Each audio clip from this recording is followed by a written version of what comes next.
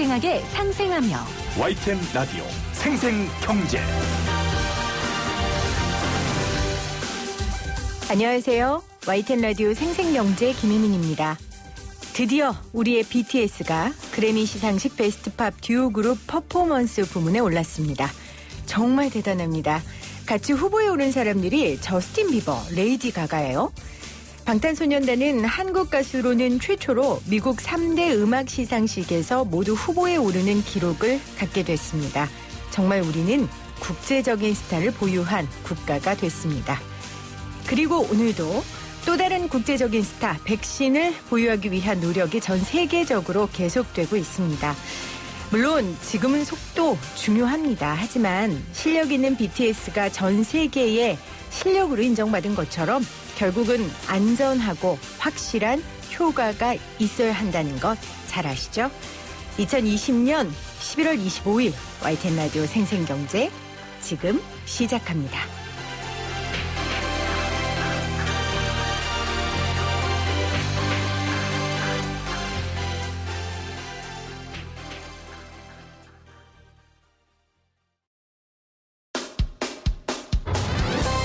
사람을 바꾸는 경제 이야기, 세상을 바꾸는 경제 뉴스.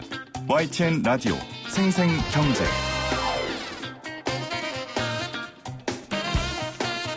오늘 가장 뜨거운 경제 뉴스를 제일 생생하게 전해드리는 시간입니다.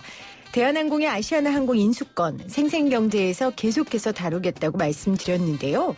항공업의 독점 문제 또 소비자들의 피해 등이 예상되기도 하지만 대한항공이 아시아나를 인수하면 또 대한항공 내에 여러 가지도 바뀌게 되거든요. 그래서 많은 사람들이 주목해서 보고 있습니다. 오늘 서울중앙지법이 KCGI가 한진칼의 제3자 배정 유상증자 결의에 대해 제기한 신주 발행금지 가처분 신청을 신문합니다. 대한항공 인수권에 대해 계속해서 우려의 목소리를 내고 계신 분입니다. 더불어민주당 이용호 의원 나오셨어요.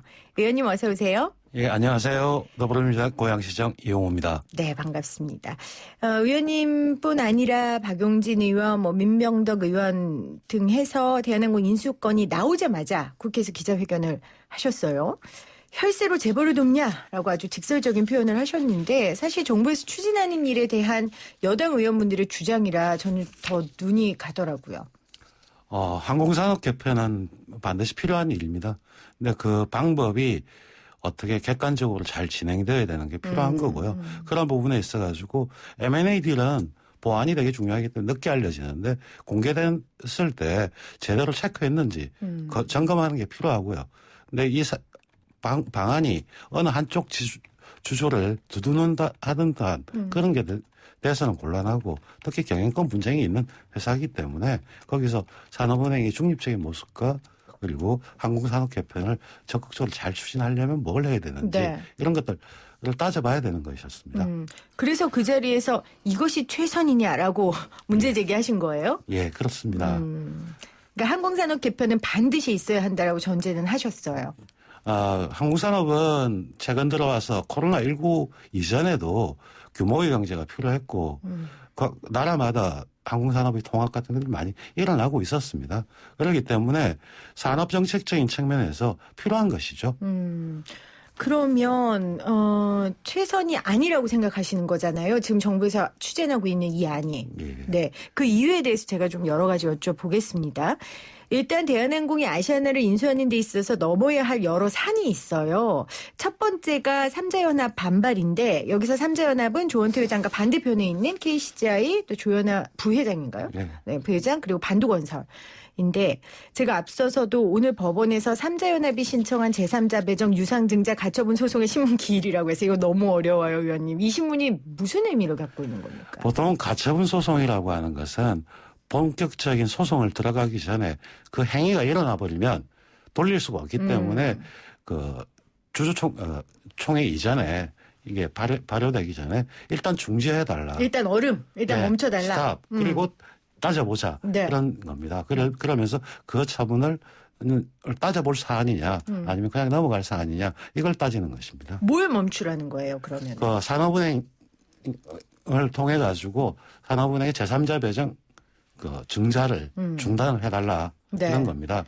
왜 그러냐면 증자를 하게 되면 주주 간에 지분 변동이 생기게 됩니다.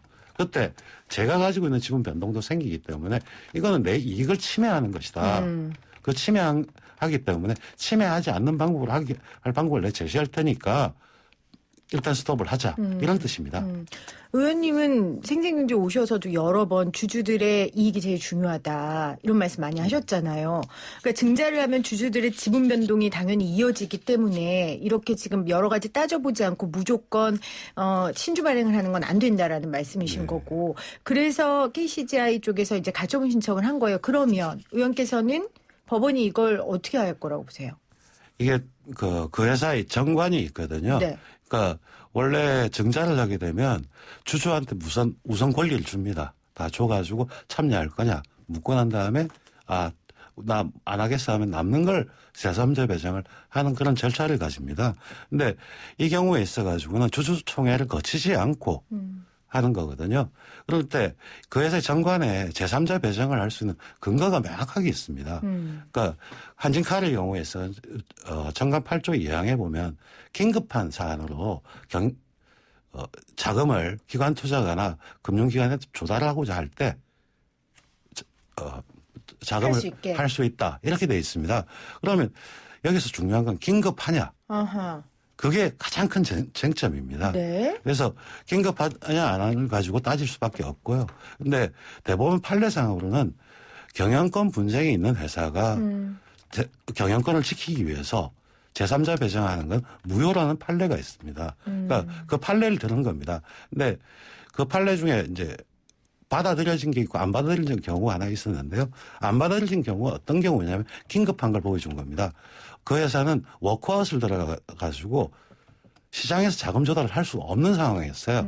그러다 보니까 이제 제3자 배정을 통해서 자금 조달을 했으니까 그거는 굉장히 긴급하다. 이렇게 이야기를 한 거거든요. 네. 그러면 결국엔 긴급성을 따질 때 쟁점을 한 3가지 정도가 보이는데 보통 사람이 긴급하면 긴급한 사람이 먼저 움직이죠. 그렇죠. 근데 이 딜 처음 설명을 할 때 산업은행이 먼저. 그럼 누가 급하냐? 누가 급한 거냐? 이 이야기가 나올 수밖에 없죠. 그것도 하나 쟁점이고요. 두 번째로는 올 7월 달에 한진칼이 시장에서 신주인수권부 사채라고 하는 수법을 통해서 3천억을 공모로 조달했었습니다. 3천억을 조달하는데 25배. 그러니까 약 7조 청약이 들어왔거든요. 네. 그러니까 시장에 한진칼이 나 이렇게 자금이 필요해서 조달할게 하면 7조가 들어온 케이스가 몇 개월 전에 있었던 겁니다. 그러니까 말씀하신 대로 의원님이 일단 이걸 내릴 수 있는 근거가 긴급하냐의 가치인데 긴급하는 데 있어서 여러 가지 요소들이 있는데 돈도 조달할 수 있는 상황이고 네. 의원님 보시기에 그리고 경영권 분쟁이 있는 회사에서 이 긴급하다라는 이야기가 통할 수 있느냐라는 그 문제도 있다는 말씀이세요. 예. 경영권 분쟁이 있는 거하고 긴급한 건 별개의 문제죠. 근데 이렇게 하지 않았던 이유를 보면 그걸 하게 되면 조원태 회장의 지분도 변동이 생기고 자기가 그렇죠. 그런 것 때문에 선택을 안 했던 것이거든요. 근데 회사의 대표이사는 생각해야 될 게 자신의 지분의 문제를 따져야 되는 것이 아니고 회사를 살리기 위해 최선의 방안을 따져야 되는데 이런 방안도 있음에도 불구하고 자신의 지분을 지키기 위해서 했다. 네. 그런 것이고 정부 쪽의 입장이나 이런 보면 칼을 인수하기 위해서는 긴급할 수밖에 없다. 돈이 모자란다. 이러고 그다음에 정책적인 이슈하고 산업 구조 개편을 필요한 부분이기 때문에 할 수 있다고 하면 법원이 그런 정책적 이슈에 대해서 네. 그럴 수 있다고 손을 들어줄 수도 있고 안 들어줄 수도 있습니다. 그런데 굉장히 고민스러울 겁니다. 굉장히 고민스러운데 의원님은 그래도 어느 쪽에 손을 드시겠어요? 제가 틀려도 책임을 묻지 않겠습니다. 그런 거에 대해서는 답을 내리기는 그럴까요? 곤란하고요. 네. 근데 의원님 생각은 지금 마음속에 대충 예상은 하고 계시는 거죠? 어떻게 될 거라는. 이걸 왜 중요하게 여기게 되냐면 자본시장에서 이런 행위들은 수시로 발생할 수 있는데 그렇죠. 거기에 대한 근거가 잘못 설정이 되기 시작하면 지속적으로 앞으로 그런 일들이 발생하고 제가 가지고 있는 회사의 지분을 네. 은행 가치 변동이 생기는 것을 일부 대주주가 일방적으로 할 수 있는 행위가 발생할 수 있다. 네. 이렇게 되면 자본시장의 건전성이 악화된다 이런 겁니다. 한진그룹에서는 지금 오늘 5시에 있을 이 신문이 굉장히 중요하게 여겨질 수밖에 없을 것 같아요. 왜냐하면 산업은행과 한진칼의 계약에는 한진칼의 유상증자 성공이 이제 아주 첫 번째 선행 조건이기 때문에 이 신주 발행을 막는 가처분이 만약에 인용되면 한진 입장에서는 우리는 이제 원칙적으로 불가능해진다, 인수가. 지금 이렇게 그렇죠. 주장하고 있는 거거든요. 물론 KCGI 쪽에서는 반대쪽 이야기를 하고 있고, KCGI 쪽에서는 이렇게 안 해도 한진과 자각 매각도 하고 인수작을 마련할 수 있다. 아까 의원님 말씀하신 것처럼 이렇게 주장하고 있어요. 뭐 자산 매각을 할 수도 있고요. 유상증자를 주주 배정 유상증자를 하면 자신들이 참여할 수 있다. 돈을 대겠다. 아니면 BW 발행했던 것처럼 또 발행을 하는 게 시장에 청약이 들어왔으니까 할 수 있다. 이런 걸 주장하는 거기 때문에 이건 좀 다툼의 소지가 있습니다. 그러니까 주주 간에 다툼이 있는 거죠. 자, 조원태 회장은 언론 보도를 통해 그렇게 이야기를 했습니다. 항공업이 너무 어렵고 지금 나라가 다 어려우니 내가 좀 희생한다라는 얘기조로 내가 좀 통 크게 투자해보겠다라고 이야기를 했고 뭐 이면의 합의 이런 거 전혀 없었다 이렇게 얘기하는데 의원께서 조원태 회장의 뭐 태도라고 해야 될까요? 이런 부분에 좀 지적을 하셨어요. 어떤 부분을 지적하신 거예요? 조원태 회장은 지분을 한 42%를 가지고 있는 대주주죠. 그리고 또한 그 회사의 대표이사입니다. 네. 그 대표이사는 42%를 위탁받은 게 아니고 다른 주주들의 권리도 위탁받은 거거든요. 그렇다면 자신의 이익뿐만 아니라 다른 나머지 주식 뭐 42%니까 58% 그러니까 뭐 삼자연합의 지분 그리고 일반 소액 주주들 그런 사람들이 이익에 침해가 되지 않게 그렇죠. 의사결정을 해야 됩니다. 근데 그 의사결정을 자신이 통 크게 이 사람들의 의견을 묻지 않는 거. 선심스 때 본인이. 예. 그리고 그쪽 의견을 들을 거냐. 그러니까 들을 필요도 없다. 이런 거 자체가 자신이 42%를 가지고 있으면서 100%를 대표하는 행위들을 하는 것 자체가 그 태도가 상당히 문제가 있는 것이죠. 지금 그렇다면 의원님 말씀처럼 조원태 회장은 본인의 주식뿐만 아니라 다른 주주들 반대쪽에는 제3연합의 주식도 본인이 가지고 지금 경영활동을 하는 거니까 그렇죠. 이들을 설득시키고 구조 개편 방안을 제시해야 하는 의무가 있는데 이제 그런 부분들 없이 이제 본인이 밀고 나가는 걸 지적하셨잖아요. 그런데 사실은 너무 언론에서 아시아나항공도 너무 어렵고 대한항공도 어렵고 그러니까 일단 다 아는데 지금 그럴 시간이 어디 있냐. 빨리 우리 응급수술해야지. 이렇게 얘기하고 있거든요. 네. 바늘을 허리에 깨맬 수 없듯이 절차들이 있습니다. 지금 이제 공정위에 기업 결합 심사를 들어가야 되거든요. 네. 그 기업 결합 심사라고 하는 건 독점도가 높아질 회사에 대해서는 미리 이제 나 이렇게 했는데 공정위가 승인할 것이냐 이런 얘기를 하게 돼 있습니다. 근데 기업 결합 신고의 주체가 누구냐면 한진칼이나 대한항공이 될 겁니다. 그럼 나는 이렇게 경영을 하고 독점을 얼마만큼 낮출 것이며 이게 국민경제 후세에 얼마가 올라간다. 이런 계획들을 세워야 되거든요. 자신들이 계획을 세워야 돼요. 그래서 계획을 세웠을 때 그거 자체가 다른 주주들한테도 영향을 주기 때문에 그럼요. 지속적으로 설명을 하고 하는 과정이 필요합니다. 네. 그런 과정을 취하지 않아 버리면 당연히 이제 그 주주가 또 여러 가지 소송을 걸게 되어 있습니다. 그 행위 자체가 앞으로 나가는데 굉장히 큰 장애물이 생깁니다. 그러기 방지하기 위해서는 그 주주들의 이야기를 듣고 같이 협의해가지고 결국에는 그 회사는 그 주주들일 것이기 때문에 그렇죠. 같이 기업 결합 심사 자료를 만들고 해야 됩니다. 그리고 산업은행은 그걸 보면서 거기서 그런 주주의 경영 계획이 잘못됐을 때 나는 어떤 태도를 취할 거다 하는 주주간 계약서를 체결해야 됩니다. 그때 주주간 계약서 상에서 당신이 뭘 잘못하거나 회사에 해를 입히면 당신의 경영권을 배제하겠다, 네. 안 하겠다 이런 조건들이 아주 세세하게 담겨 있어야 됩니다. 근데 보도나 제가 보고받은 바에 의하면 준법 경영 제도를 도입을 하고 잘못되면 위약벌 5천억을 하는 걸로 되어 있는데 자 어떤 사건이 해가지고 이거 준법 경영 계약 위반을 했다. 그러면서 산업부에서 당신 5천억 내놓으라고 하면 그냥 순순히 내놓지는 않습니다. 이게 과연 해당하는 사안에 맞는 거냐 아니면 또 소송이 벌어지게 되어 있습니다. 그런 걸 방지하기 위해서는 사전에 계약서에 조건들을 명확하게 하는 거, 디테일하게 하는 게 가장 중요합니다. 저희가 여당 의원들이 이런 이야기를 하는 것 자체가 산업은행이 이런 부분에 주의해서 아주 세세하게 챙겨라. 네. 챙기지 않으면 나중에 가서 더 큰 문제가 더 큰 문제가 또 생기니까 그런 것들을 하자는 이야기입니다. 규모의 경제일수록 사실 과정이 더 중시돼야 하는데 우리는 결과만 중요시 여기는 경우가 많았던 것 같아요. 또 우리 대기업 중심으로 한국 경제가 돌아가다 보니까 더더욱 그랬던 것 같은데 그래서 의원님을 비롯한 여당의 정무위 의원들께서 그런 부분들까지도 자세히 챙기지 않으면 이건 시너지 효과는 물 건너 말할 것도 없고 더 큰 문제가 생길 수 있다라고 지적을 하신 것 같아요. 공정위 기업결합심사 말씀하셨으니까 사실 우리끼리 말이지만 사는에서 이렇게까지 적극적으로 나오는 거 다 조율된 거 아니에요? 공정위 결과 어떻게 보세요? 그렇게 그 어떤 경우도 조율된 경우는 없고요. 그렇습니까? 이거는 원칙적으로. 그리고 산업은행이 그렇게 적극적인 이유를 한번 생각을 해보면 자, 이 딜이 안 되면 대한항공이 문제일까요? 아시아나항공이 문제일까요? 아시아나가 문제 아닐까요? 그 아시아나를 책임지고 있는데 산업은행이죠. 네. 이제 그걸 보면 지금까지 움직임이 어떤 거에 기인하고 있다는 걸 보여주는 것이죠. 산업은행이 아시아나를 조금 더 갖고 있으면 안 됩니까?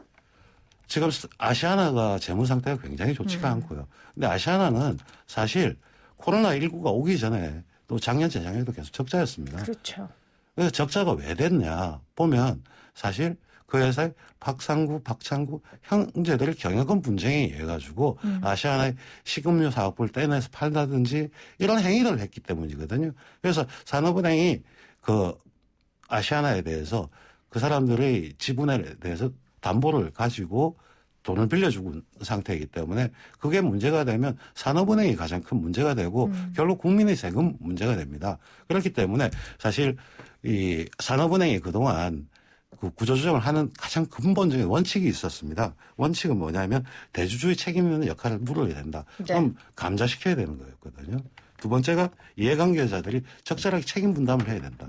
과연 아시아나 박씨 일가들이 했느냐. 그리고 지속 가능한 정상화 방안이 있어야 되는 거거든요. 근데 그런 것보다 이건 매각할 수 있다고 판단을 했던 거죠. 네. 거기에만 올인을 했다가 코로나가 더 가중돼 버리니까 더 어려운 상황으로 가니까 빨리 이걸 회피하기 위한 그런 가능성이 좀 보입니다. 그러니까 팔 수 있는 물건으로 만드는 게 우선시 됐어야 되는데 그렇죠. 일단 팔려고 급급하다 보니까 시장에서 안 팔렸고 예. 그 물건은 점점 더 매력을 잃어갔고 예. 지금 이런 악순환이 된 거기다가 거예요. 설상가상으로 코로나가 왔고 하니까 더 다급해진 상황이 된 거죠. 그러면 어떻게 이 과정이 진행돼야 된다고 보세요, 의원님은? 어쨌건 지금 대세는 이렇게 흘러가는 거 아닙니까? 저는 주주 간에 네. 협의를 해서 네. 구조 개편 방안을 어떻게 할 것인지 그러니까 다른 주주들은 다른 생각으로 이야기를 하고 있거든요.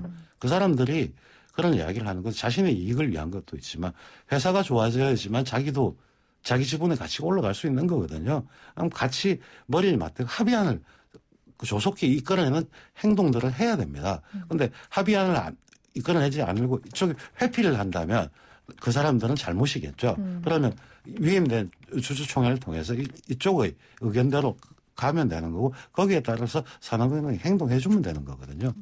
그러니까 한진칼만 일방적으로 산업은행과 함께 이끌고 가는 건 결국 만약에 어려움을 겪게 되면 본인들이 소위 말하는 독박 써야 되거든요. 주주회사라는 게 주식회사라는 게 뭐예요? 책임을 다 나눠서 예, 책임과 이익을 나누어서 갖는 거니까 그 원칙에 따른 과정을 좀 밟아줬으면 좋겠다는 말씀이신 것 같습니다. 오늘 생생 인터뷰 더불어민주당 이용우 의원과 함께하고 있는데 제가 의원님 페이북 보면서 공부 많이 하거든요. 네, 의원님이 이렇게 기사 포스팅 하시는 거나 의견 쓰시는 거 보면 공정경제, 상생경제 관련된 기사들을 참 많이 포스팅 하셔서 그래서 지배구조 문제에 저렇게 관심이 많으신가라는 생각도 하게 됐습니다. 맞습니까? 예. 제가 회사에서 했던 일들 자체가 대부분이 전략을 짜고 M&A하고 투자하는 행위였거든요. 네. 그럴 때 그 질서가 명확하게 예측 가능하고 하면 투자가 잘 됩니다. 근데 그게 전혀 불투명하게 됐을 때 문제가 되기 때문에 그런 시장은 들어갈 수가 없습니다.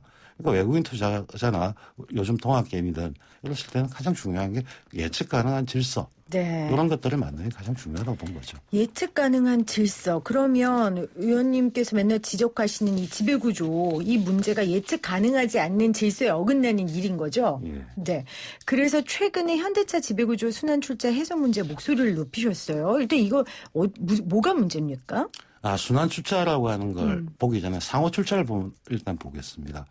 현대자동차가 기아자동차에 100억을 출자를 하면 여기 자본금이 100억이 늘지 않습니까? 네. 그러고 난 다음에 기아자동차가 다시 현대자동차에 100억을 출자를 하면 또 100억이 늘어요.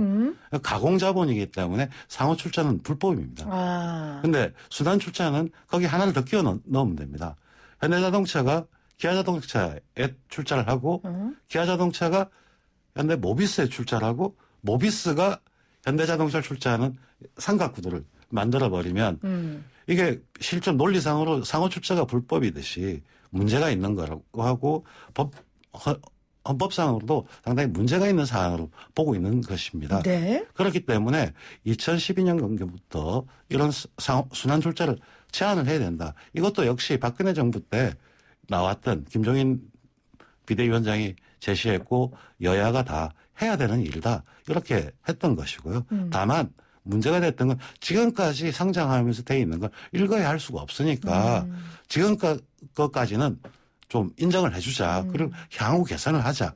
이렇게 됐었고 그거에 따라서 5대 기업 집단 같은 경우는 다 해소 계획을 세웠고 해소를 해가는 중이었는데 그런데 현대차는 아닙니까? 현대차는 아직 돼 있지 않습니다.